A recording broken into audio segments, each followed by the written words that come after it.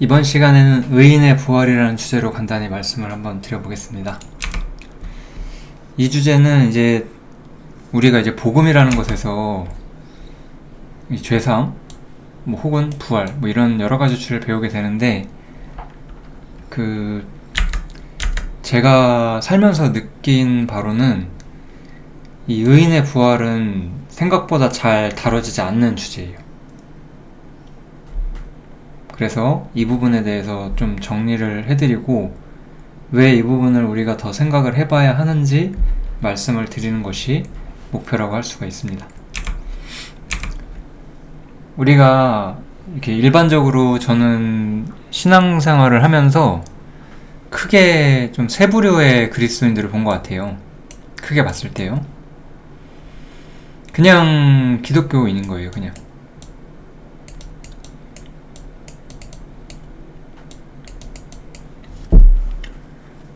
이분들은 사실은 그 기독교 교리에 관심이 없으세요. 이런 분들은 거의 대부분은 기독교 교리나 복음, 그러니까 쉽게 말해서 복음이나 구원이라는 그런 주제에 대해서 그렇게 관심이 별로 없는 분들이 가장 많았던 것 같아요. 그냥 교회에 다니고, 그냥 어려서부터 부모님이 교회에 다녀서 같이 교회 다니고, 그냥 여러 가지 이유들로 그냥 교회에 다니는 분들이에요. 제가 최근에도 어떤 사람에게 교회를 다니긴 하는데 성경을 믿느냐라고 제가 물어봤는데, 그 사람은 성경은 그냥 재미있는 책이라고 생각을 한대요. 그런 거예요. 성경이나 복음에 관심이 없는 사람들이 많아요. 하지만 기독교인이긴 하죠. 이런 사람들은 사실 거듭나지 않은 사람들이죠. 심판을 받게 될 겁니다, 아마도. 그리고 이제 두 번째는, 그래도 이제 죄사함은 좀 아시는 분들이 있어요. 그래서 성경이 진리의 말씀이라고 생각도 하고 구원의 필요성도 좀 아시기도 해요. 그러다 보니까 이제 죽은 후에 천국에 간다, 이 부분이 굉장히 강조가 되는 거죠.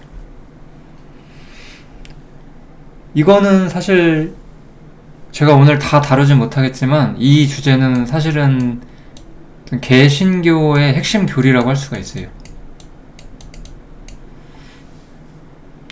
우리가 이제 천주교랑 개신교를 비교하면서 이제 카톨릭 교회가 부패하고 타락을 하면서 개신교가 그 부패를 바로잡고 교회를 개혁해서 이제 우리가 개혁교회라고 부르거든요.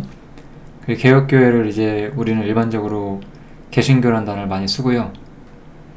개신교는 정말 다 모든 거를 개혁해서 지금 올바른 자리에 서 있느냐라고 했을 때 사실 전혀 그렇지 않거든요. 전혀 개신교도 올바른 자리에 서 있진 않아요. 죽은 후에 천국에 가는 거는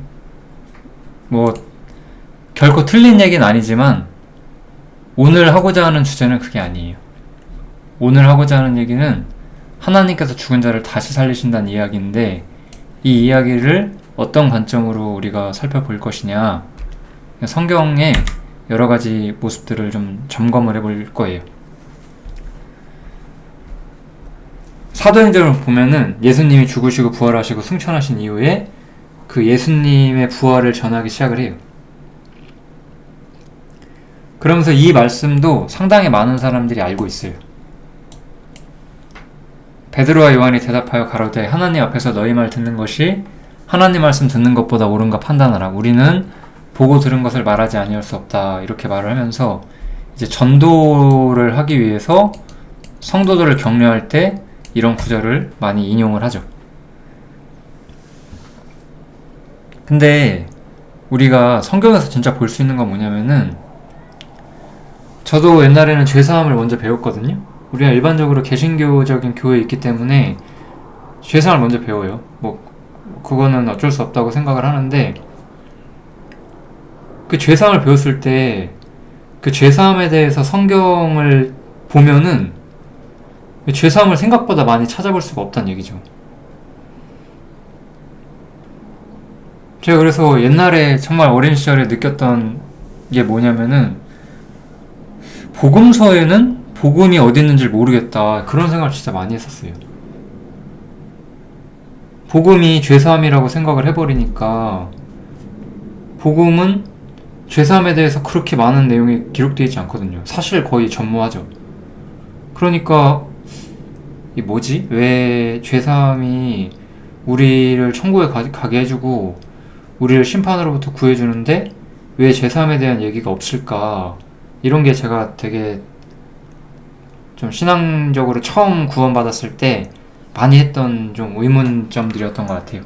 그런 의문점들이 저로 하여금 성경에 대해서 계속해서 찾게 만들고 갈구하게 만들었던 것 같아요. 그래서 이렇게 저는 특히 사도행전을 좀 많이 살펴봤는데요. 사도들이 과연 무엇을 전했는가를 좀 열심히 살폈어요. 결론은 이거죠. 결론은 사도들은 예수의 부활을 증거했다라는 거예요. 이 예수를 하나님이 살리신지라 우리가 다 이 일의 증인이다. 하나님이 죽은 자 가운데서 생명의 주 예수님을 다시 살리셨는데 우리가 이 일의 증인이다. 사도들은 예수의 부활을 증거했어요. 근데 저는 죄사함에 대해서 배우면서 생각보다 부활에 대해서는 많이 배우지 않았어요. 물론 부활에 대해서 아예 부활을 부인한다든가 아예 듣지 않았다는 뜻은 아니에요. 대부분 로마서 4장을 언급을 하면서 우리의 범죄함을 위해서 예수가 내어주심이 되었고 우리를 의롭다 하기 위해서 살아나셨다. 이렇게 말을 하면서 예수가 부활하셨기 때문에 우리가 의롭게 되었다는 증표가 된다. 그러니까 우리의 구원은 확실하다. 저는 이렇게 배웠었던 것 같거든요. 지금도 그렇게 가르칠 거예요. 왜냐면은 우리가 뭐 특히 이제 되게 한국 교회의 어떤 교리의 기초를 많이 쌓고 있는 것은 이제 장로교인데 장로교에 좀 유명한 책들 있잖아요. 뭐 웨스트민스터 그 교리문답 뭐 이런 책이나 혹은 그 칼빈이 쓴 그 교회에 대한 책이 있거든요. 기독교 강요일 거예요 아마. 그런 책들을 보면은 거기까지만 설명을 하거든요. 이 부활에 대해서 그러니까 부활이 우리와 어떤 의미가 있는지 만족할 만한 대답을 내놓지 않았었고 저는 그래서 이 부활이 뭔지를 알기 위해서 좀 부단히 애를 썼던 것 같아요. 어린 시절에. 너무 알고 싶은데 마땅한 답이 없고 저 혼자서는 그것을 해소할 수 있는 지식이 부족하다 보니까 항상 말씀을 상고하고 알기를 원하고 그렇게 찾아갔던 시절들이 있었어요. 그래서 그렇게 부활에 대해서 이야기를 하면서 저는 부활이라는 것이 어찌 보면 죄사함보다 더 확고하게 그들 가운데서 전해지고 있었다라는 것은 분명히 확신했어요. 물론 그렇다고 해서 예수님이 부활하신 것이 우리의 죄를 사면한다는 건 아니에요. 분명히 우리의 죄값은 예수님의 희생을 통해 치러져요. 그 문제는 분명해요. 그런데 사도들은 그 문제를 다루는 것이 아니라 부활을 먼저 다루고 부활 때문에 죄사함이라는 것이 완벽하게 드러난다라고 오히려 반대로 설명을 하는 거죠. 이건 이제 특히 사도 바울의 설명인데요. 사도 바울은 먼저 하나님께서 사흘 만에 예수님을 다시 살렸다라는 얘기를 먼저 하고 나서 그 다음에 하나님께서 예수님을 다시 살려서 산자와 죽은 자의 재판장으로 정하셨다고 이야기를 하고 이 사람을 힘입어 죄사함을 받는다라고 말을 하면서 어떤 죄사함에 대한 어떤 맥락을 제가 옛날에 일반적인 개신교 교리 속에서 배워왔던 것과는 상당히 다르게 이야기하는 것을 좀 많이 봤었어요. 다시 한번 좀 혹시나 모르시는 분들을 위해서 정리를 하자면은 개신교에서 말하고자 하는 것은 우리는 죄를 짓는다는 거예요. 그것이 이제 율법을 통해서 증명이 된다는 거죠. 이거는 뭐 틀린 말이 아니에요. 율법으로는 죄를 깨닫는 거기 때문에. 맞죠? 그래서 예수님의 피가 흘려지게 되면은 그 피가 우리의 죄를 덮어준다라고 이야기를 하죠. 그래서 우리는 하나님 보시기에는 더 이상 심판을 받을 수 없다. 왜냐하면 우리의 죄가 다 가려졌기 때문이라고 봐요. 이것도 저는 좀 의문이 들었어요. 왜냐하면은 죄가 덮여져 봤자 아담보다 낫진 않다라고 저는 좀 생각이 들었어요. 옛날에 이 설명을 들으면서. 그러니까 제가 이제 구원이 부족하다고 생각한 건 아닌데 예수님의 십자가가 모든 것을 완벽하게 한다는 건 이해했는데 뭔가 더 있을 것 같다라는 생각을 끊임없이 했던 거예요. 왜냐하면 성경을 보면 뭔가 더 있거든요. 근데 제가 들어왔던 설명들은 그런 것들이 너무나 많이 부족했어요. 그런 부분들이 이제 제가 이 부활에 대한 이야기를 오늘 드리고자 하는 이유가 될 거예요. 근데 이제 제가 성경에서 좀 찾아왔던 이야기들을 결론을 내보면 사람은 죄인이기 때문에 이 죄 문제를 해결할 방법이 없어요. 그러니까 죄로 인해서 심판을 받으면 안 되는 거예요. 사람은요. 왜냐하면 사람은 죄인이라 죄를 안 지을 수 없거든요. 근데 하나님께서는 이 죄 문제를 예수님을 통해서 해결을 시킨다는 거예요. 그래서 이제는 예수님을 중심으로 예수님을 영접하는 자와 거절하는 자로 나뉘게 된다는 거죠. 그래서 하나님께서 예수님이 죄 문제를 해결하셨기 때문에 예수님을 영접하는 자들에게는 당연히 죄 문제 해결이 같이 따라온다라고 보는 거에 가까워요. 왜냐하면 예수님은 산자와 죽은 자의 재판장이 되셨기 때문이죠. 예수님은 자기를 영접하는 자에게는 죄를 용서하신 그 피해 값을 그대로 그들에게 주심으로써 모든 것을 사면할 것이고, 예수님을 거절하는 사람들은 그들이 예수님의 희생과 선물을 받아들이지 않았기 때문에 그들이 원했던 대로 심판을 받는 거예요. 그러니까 이 부활의 결과로 죄사함이 있다는 말은 결국은 예수님께서 부활하셔서 산자와 죽은 자의 재판장이 되셨다는 것이 여기에 관건이 있다는 거거든요. 여기에 관건이 있어서 이제 영접하는 사람들은 죄사함을 받는다. 이렇게 보는 게 훨씬 더 성경의 문맥을 올바로 보는 접근에 가깝다는 거죠. 이것도 이제 바울이 하는 얘기죠. 그래서 하나님의 살리신 이는 썩음을 당하지 아니하였나니 그러므로 형제들아 너희가 알 것은 이 사람을 힘입어 죄사함을 너희에게 전하는 이것이며, 또 모세의 율법으로 너희가 의롭다 하심을 얻지 못하던 모든 일에도 이 사람을 힘입어 믿는 자마다 의롭다 하심을 얻는다. 다 이 사람을 힘입어예요. 예수님을 힘입어 우리가 죄사함을 받고 예수님을 힘입어 의롭다 하심을 얻는데, 이 이야기들이 전하기 전에 항상 먼저 부활이 먼저 전해지고, 부활하신 예수님이 이 죄사함과 의롭다 하심의 어떤 모든 것의 근원이다라고 얘기를 하는 거예요. 죽으신 예수 그리스도를 말하는 게 아니라 부활하신 예수 그리스도를 말한다. 이 부분을 되게 중요하게 이야기를 하는 거죠. 왜 부활하신 예수 그리스도를 더 중요하게 생각하느냐, 이제 이 부분에 대해서 좀 정리를 해보면, 이제 로마서를 가면 아브라함의 믿음에 대한 이야기가 나와요. 아브라함이 이제 우리가 창세기를 봐도 아브라함이 하나님을 믿어서 하나님이 저를 의롭게 여겼다라는 기록이 있잖아요. 그래서 저에게 의로 여기셨다 기록된 것은 아브라함만 위한 것이 아니요 의로 여기심을 받을 우리도 위함이니, 이렇게 나와요. 곧 예수 그리스도를 죽은 자 가운데서 살리신 이를 믿는 자다라고 하면서 이 아브라함의 믿음이 뭔지가 분명히 설명이 돼요. 아브라함의 믿음은 예수 우리 주를 죽은 자 가운데서 살리신 이를 믿는 자예요. 이 믿음은 분명히 로마서 3장에, 이건 로마서 4장인데요. 로마서 4장에 나온 믿음은 로마서 3장에 나온 믿음하고는 분명히 달라요.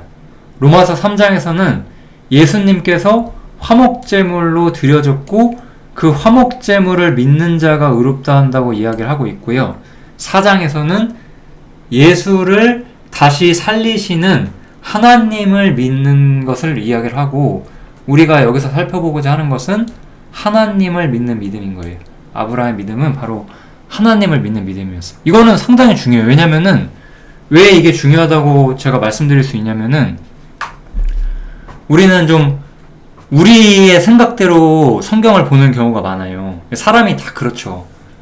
우리가 우리 생각대로 믿기 때문에 내 편견과 내 생각으로 성경을 좁게 해석을 하고 싶어 해요, 사람들은. 예를 들면 우리가 죄사함을 믿는다고 치면은 똑같이 다 그렇게 믿어야 할 것 같거든요. 그럼 아브라함도 죄사함을 믿었다라고 해야 되는데 그게 과연 맞나요?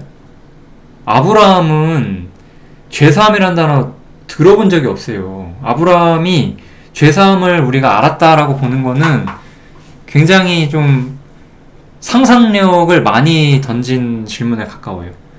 아브라함이 믿었던 것은 하나님께서 죽은 자를 다시 살리신다는 거였어요. 이게 되게 중요하다는 거예요.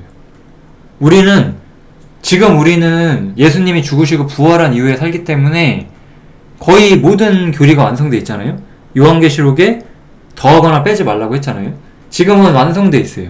그렇지만 아브라함 때를 생각해 보세요. 이 세상에 단 한 권의 성경도 없었던 시절이었어요.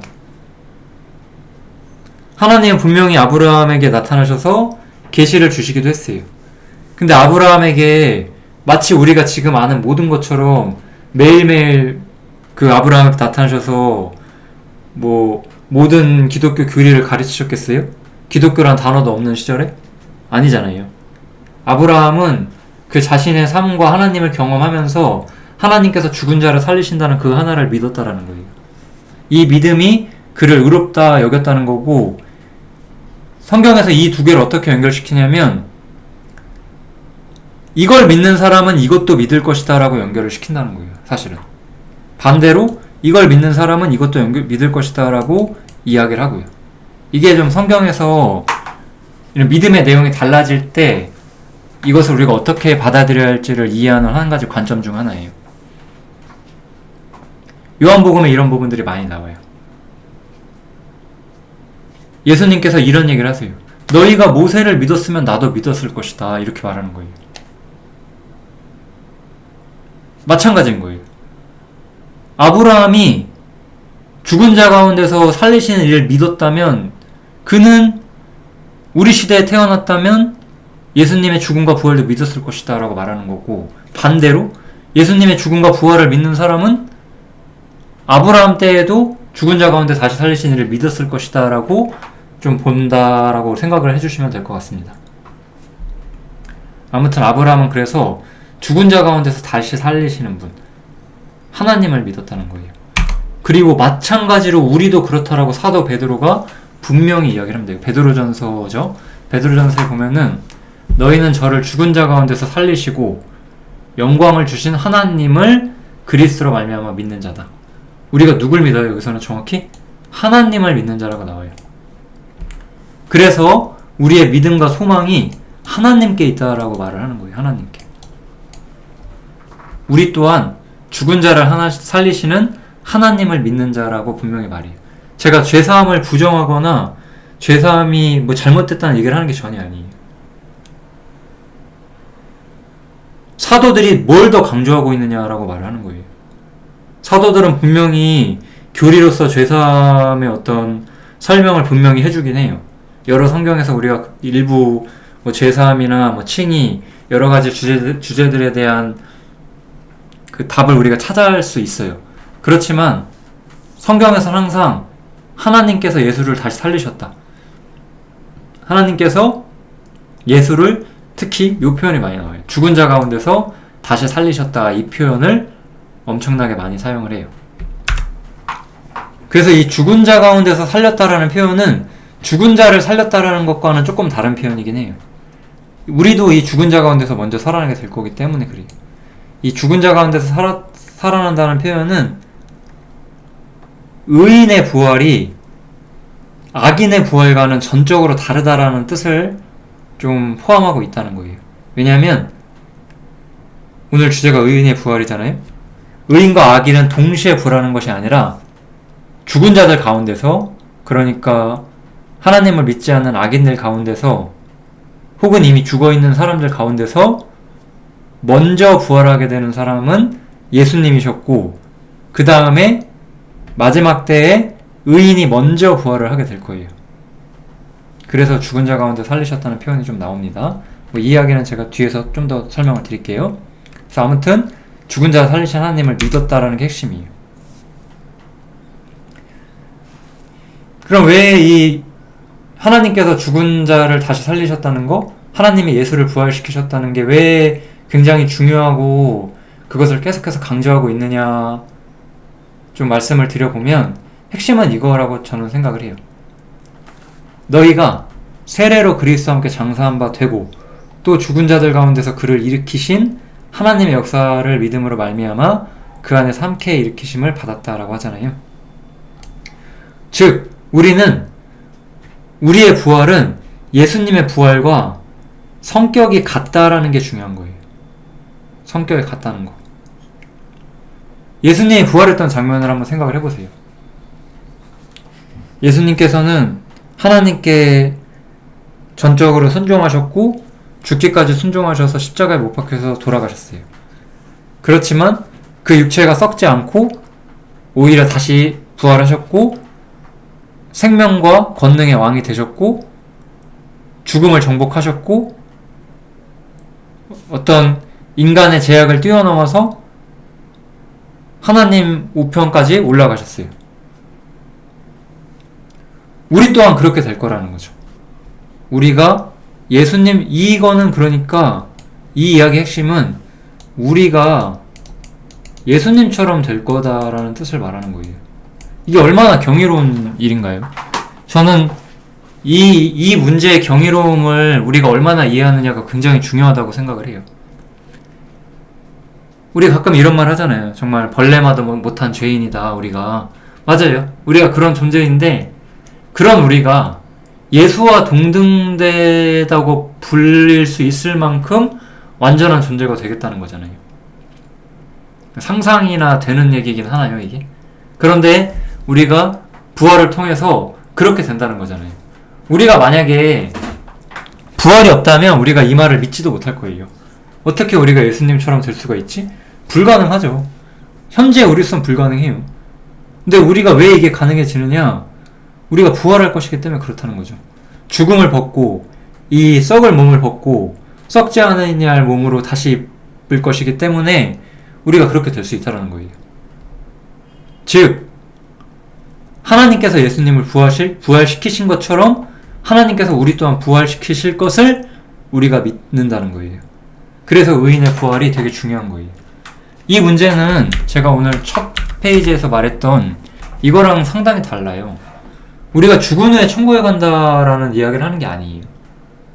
하나님께서 죽은 자를 다시 살리실 것이고 하나님께서 나를 다시 살리셔서 예수님을 다시 살리셨던 것처럼 나도 또한 다시 살리실 것이고 나와 주님은 하나가 될 것이다, 이런 이야기를 하는 거잖아요, 지금. 그래서 이렇게 부활이 성경에서 강조가 되는 거예요. 이 부활이라는 것은 그래서 기독교인들에게는 굉장히 생소한 개념일 수가 있어요. 왜냐하면 기독교라는 건 제가 생각하기에 이 죽은 후에 천국에 간다는 이 개념이 완전 지금 기독교 사상을 저는 좀 장악하고 있다고 느끼거든요. 근데 이거는 교회의 부패와 진리의 부패 때문에 일어난 결과물이라고 저는 생각을 해요. 우리 뭐 이런 얘기는 정말 끝이 없고 공부할 게 너무나 많은 이야기지만 교부라고 하죠. 옛날에 교부 시대라고 있어요. 기독교 시대를 보면은 이때 뭐 이제 어거스틴이라는 사람도 있었고요. 뭐 오리겐 뭐 이런 사람들이 있거든요. 이 사람들이 되게 유명한 신학자들인데 엄청 오류들이 많아요. 이 사람들이 되게 뭐 우리가 교부라고 불릴 만큼 좋은 신학교리를 정립한 사람들이 아니에요. 사실 모든 온전한 신학교리는 성경 안에 다 있어요. 거기서 뭔가를 덧붙이면 사람이 얼마나 똑똑하든지 간에 결국은 다른 게 들어와요. 어거스틴과 오리겐도 유명한 교부들이긴 하지만 오만 이상한 사상들을 많이 교회에 가지고 들어왔어요. 그런 방식으로 이 죽은 후에 천국에 간다는 것이 현재 개신교를 굉장히 잡고 있고 그런 것들을 주장하는 사람들이 엄청 많죠. 그리고 그런 사람들이 뭐 예를 들면은 뭐 우리나라 기독교 뭐 총연합회 뭐 장로교 연합회 뭐 신학대학 연합회 뭐 이런 데들을 장악하고 있죠. 그런 상태에서는 그게 전부인 줄 아는 거예요. 근데 우리가 정말로 유심히 성경을 살피면 부족하다는 것을 정말 느낄 수 있습니다. 아무튼 그래서 제가 이 얘기를 살짝만 드리는 거예요. 원래 부활이라는 것은 유대인들에게도 친숙한 개념이었고 예수님도 이 얘기를 하셨다라는 거죠. 의인들의 부활 시에 네가 갚음을 받을 것이다. 이렇게 분명히 친숙했었다는 거 그냥 좀 말씀드리고 싶었고요. 예수님은 또 부활에 대해서 이런 설명을 해주신 적이 있어요. 그 사두개인들이 와서 예수님을 시험하기 위해서 그 부활에 대해서 물어봐요. 어떤 여자가 있는데 뭐 남편이 죽었어요. 그러니까 그 남편의 동생이 와서 다시 장가들었어요. 근데 그 동생도 죽었어요. 그래서 뚜루루룩 다 죽어요. 그럼 부활 때 누구의 부인이 되느냐? 뭐 이런 느낌으로. 그러니까 그 질문은 굉장히 명료하지 않아요? 그 질문은 이 사람들에게 부활은 분명히 확실한 주제였고 부활을 친숙하게 받아들이고 있지만 부활을 뭐라고 생각했어요? 그냥 다시 이 땅에 사는 거라고 생각을 했어요. 다시 이 땅에 사는 거니까 이 땅의 규칙 속에 또 매여서 뭐 결혼 어떻게 하고 먹고 어떻게 살고 이런 문제를 또 고민을 한 거죠. 근데 예수님께서는 이 세상의 자녀들은 장가가고 실 갈 것이다. 그런데 저 세상, 이제 장차오는 세상을 말해요.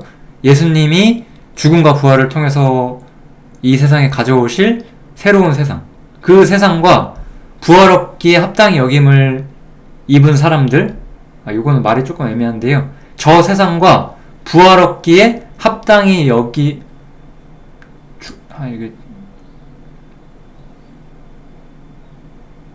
두 개라고 생각해주세요. 합당히 여김을 입은 사람이 있는데 저 세상에 들어가기 합당히 여김을 얻었고 부활하기 합당히 여김을 받았다는 거예요. 이거 두 개는 사실 동일하죠. 우리가 저 세상에 들어갈 수 있는 이유는 죽은 자 가운데서 부활을 얻기에 합당한 자들이기 때문에 그런 거잖아요. 그래서 우리가 죽은 자 가운데서 부활할 수 있는 사람들이기 때문에 저 세상에도 들어가는 거예요. 이런 사람들에게는 장가가거나 시집가는 일이 없을 것이고 천사와 동등될 것이고 신령한 존재가 된다는 뜻이잖아요. 지금 우리 인간으로서 사는 지금의 우리의 모습과는 완전히 다른 초월적인 존재가 된다고 이야기를 하는 거잖아요. 부활은 그런 거예요. 유대인들은 부활에 대해서 친숙하게 개념을 갖고 있었지만 오해하고 있었고 예수님은 부활에 대해서 자세히 설명해 주세요. 그러면서 예수님이 누구의 하나님이신지를 다시 한번 설명해 주세요. 그럼 이 성경은 또한 모세를 인용했다는 것도 굉장히 중요한데요. 그러니까 아주 고대부터 이 부활에 대한 개념을 하나님께서는 가르쳐 오셨다라고 우리가 받아들여야 되겠죠. 그래서 예수님은 이 구절을 인용을 해요. 출애굽기에 주님께서 아브라함의 하나님, 이삭의 하나님, 야곱의 하나님이라고 칭하시는데요. 그러면서 하나님은 죽은 자의 하나님이 아니라 산 자의 하나님이시다라고 말하면서 이 아브라함과 야곱과 이삭이 살아있다. 부활을 할 사람들이다라고 선언을 하셨다는 거예요. 즉 하나님께서 누군가의 하나님이라고 불릴 수 있는 이유는 그 사람이 부활하게 될 사람이란 뜻인 거예요. 이미 믿는 사람들이고 의인이 된 사람들이라는 거죠. 그래서 하나님은 산자의 하나님이신 거예요. 부활하는 사람들의 하나님이에요. 저의 하나님이신 거예요. 왜냐하면 저는 부활할 거니까. 우리는 부활을 믿는 사람들인 거예요. 죄사함을 믿는 게 아니라요.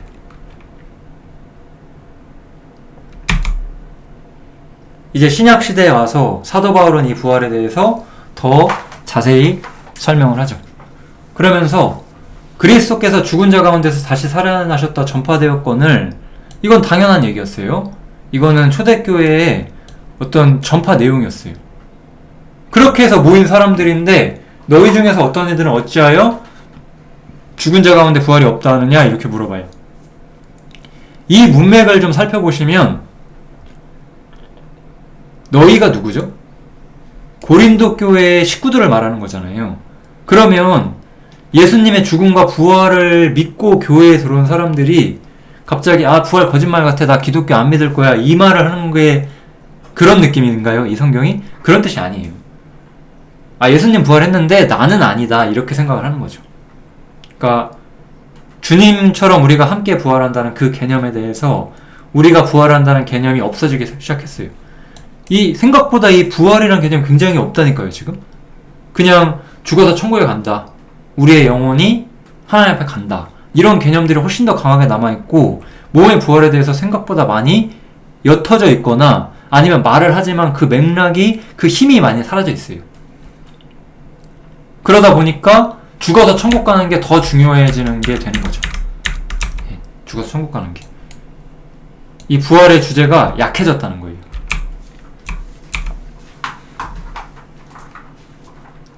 그러면서 바울 사도는 이 문제를 더 견고히 하기 위해서 이런 말을 던지죠. 만약에 죽은 자가 다시 사는 것이 없으면 그리스도께서 다시 사신 것이 없었을 것이다. 이거는 그런 뜻이에요. 예수님이 부활했다는 것이 산 자와 죽은 자가 모두 부활해서 심판을 받는 그 얘기를 하는 것이냐라고 했을 때 그렇게 보는 것도 애매하죠. 예수님께서 부활하셨기 때문에 예수님처럼 의인들도 같이 부활할 것이다 라는 이야기를 하는 거죠. 그래서 여기서 말하는 부활은 의인의 부활을 의미를 하는 거예요.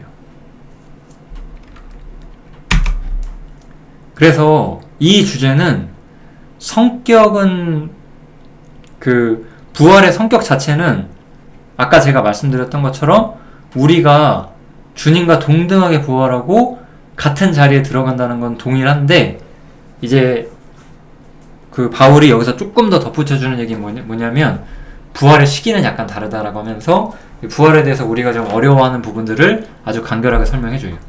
첫 열매인 그리스도께서 가장 먼저 부활하셨고 이 부활은 이미 끝났어요. 그 다음에 그리스도 강림하실 때 그에게 붙은 자들, 의인들이죠. 그 후에는 나중이라고 해요. 이 나중은 마지막이라는 뜻이에요. 마지막.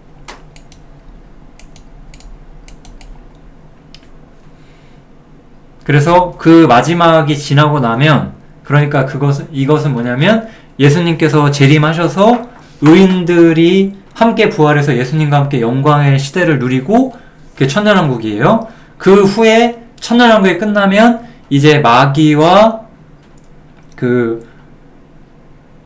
마귀가 천년이 지나면 잠깐 풀리잖아요. 그때 이제 다시 한번 세상을 미혹하고, 그때 이제 하나님께서 모든 것을 심판하시게 되는데, 그때 뭐 한다고 나와요? 모든 정사와 권세와 능력을 멸하시게 되죠. 그리고 그 나라는 아버지 하나님께 바쳐진다라고 말해요. 그래서 의인들의 부활은 아무튼 주님과 같은 성격의 부활임을 분명히 하고, 그 후에 나중에 심판이 있을 거라고 이야기를 하는 거예요. 그래서 성경에서는 악인도 언젠가는 몸이 부활해서 그 몸으로 영원한 고통을 받는 지옥이 있다라고도 분명히 말을 해요. 그렇지만 의인과 악인의 부활은 성격이 같지가 않아요. 예수님의 부활과 의인의 부활이 성격이 같은 거예요. 하지만 예수님께서는 이미 부활하셨고 우리는 아직 부활하지 않았어요.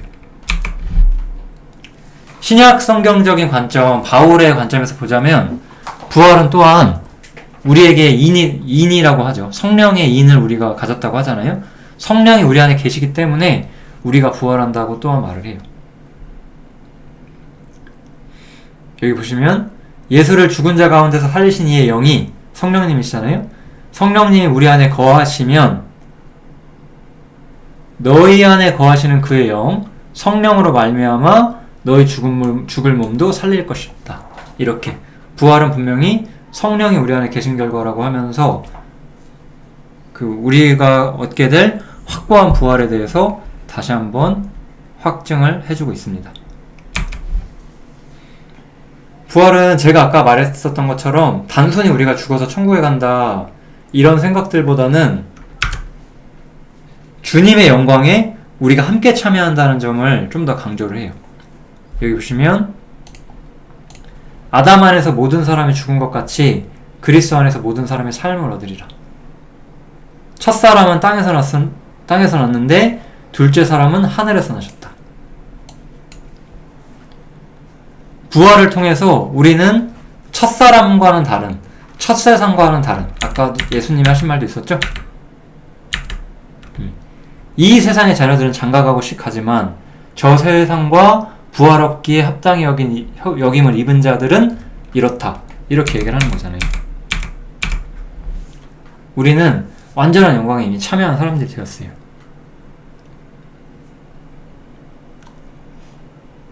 이 주제를 우리가 깊이 생각하는 것은 생각보다 우리의 영혼에 깊은 도움이 돼요. 첫 번째로, 생각보다 우리들은 교리의 중요성을 많이 간과하고 살아요. 교리라고 하는 것은 다른 사람 앞에서 우리가 성경 좀 배웠다 이런 걸 자랑하기 위함이 아니에요.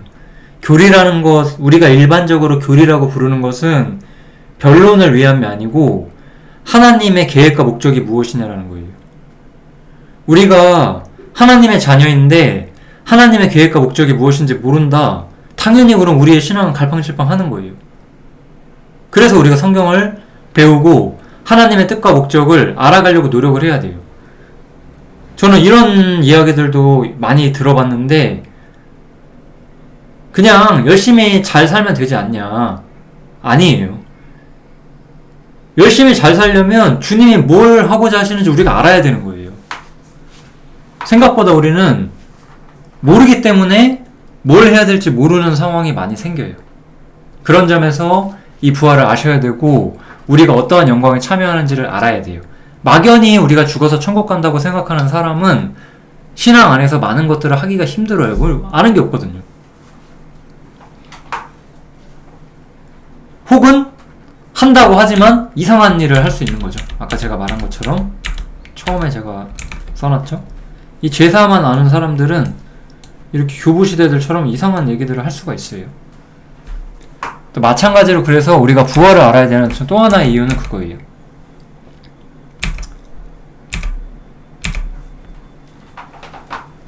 우리가 죄사함만을 믿을 때 우리는 죽어서 천국에 간다라고 생각을 하고 그 다음에 있는 모든 것들을 이제 우리가 상으로 받아들여요. 상에 대한 되게 신학 서적들도 많아요. 영원한 상급 이런 책들 제가 이름 봤거든요. 그런 것처럼 우리는 이제 죄사함을 받았고 이제는 영광에 참여하기 위해서 무언가를 계속 더해야 한다고 생각을 해요. 그러니까 수고와 봉사를 교회 안에 더하고 헌금을 더하고 이런 것들이 하늘에 쌓는 복이 될 거라고 생각을 하거든요. 전혀 그렇지 않습니다. 전혀. 성경은 그런 것들에 대해서 절대적으로 인정을 안 해요. 부활을 통해서 우리가 완전한 영광에 참여했고 주님을 본받는 삶을 이 땅에서 살아가는 것. 주님이 이 땅에서 자신을 죽기까지 복종시켰기 때문에 우리의 삶의 의의는 거기서 오는 거예요. 교회에 무언가를 더하는 것이 아니라. 근데 왜 교회에 무언가를 더하게 돼요? 부활이 뭔지 잘 모르거든요. 죽음이 뭔지를 잘 이해를 못한 거예요. 죽어서 천국 간다는 것만 생각하고 예수님이 왜 죽었고 왜 부활하셨는지 그 부활이 나에게 지금 그 죽음과 부활이 나에게 어떻게 적용이 되는지를 잘 모르기 때문에 그런 일들이 생기는 거죠. 그래서 이 부활이라는 주제는 어찌 보면 되게 어려운 주제일 수 있어요. 그렇지만 반드시 왜 이 부활이라는 주제를 이렇게 깊이 다루고자 하는가, 그 화자의 좀 생각을 이해해 주시면 좋겠습니다. 아무튼 부활에 대해서 여기까지 하면 될 것 같습니다. 감사합니다.